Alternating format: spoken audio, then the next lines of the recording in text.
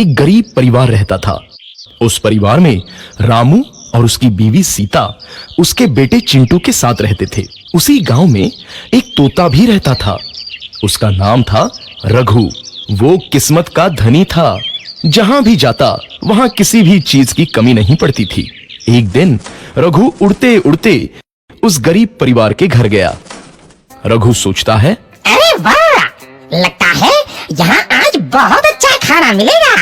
मैं पेट भर के खाऊंगा। वो एक कटोरी में रखे अमरूद देखता है। अरे वाह, अमरूद, मुझे तो ये बहुत पसंद है। मैं तो इसे पेट भर के खाऊंगा। रघु तोता अमरूद खाने ही लगता है। तभी सीता रघु को अमरूद खाते देखती है तो गुस्सा हो जाती है और उसे वहां से भगा देती है। भाग यहाँ से, न जाने कहां से आ जाते हैं। मैं तो परेशान हो गई हूं इनसे। सीता के भगाने के बाद रघु चुपचाप से एक कोने में रहता है। धीरे धीरे उस परिवार की बरकत होने लगती है।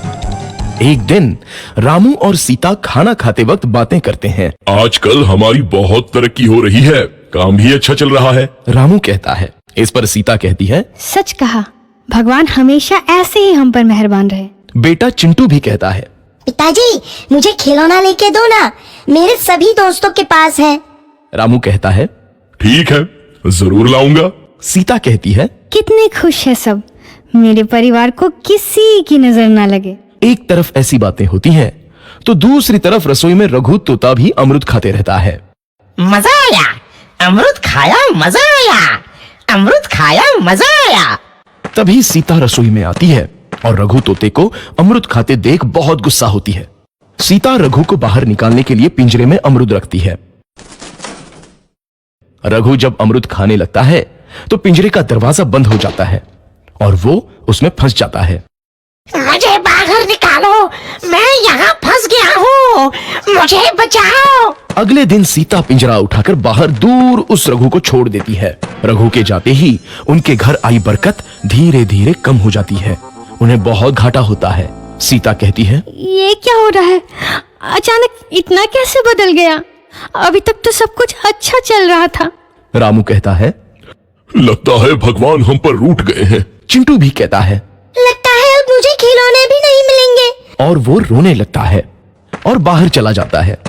कुछ दिन बाद रघु तोता फिर से उस घर में आता है। वापस आया, मैं वापस आया, अब मैं जमकर अमरूद खाऊंगा।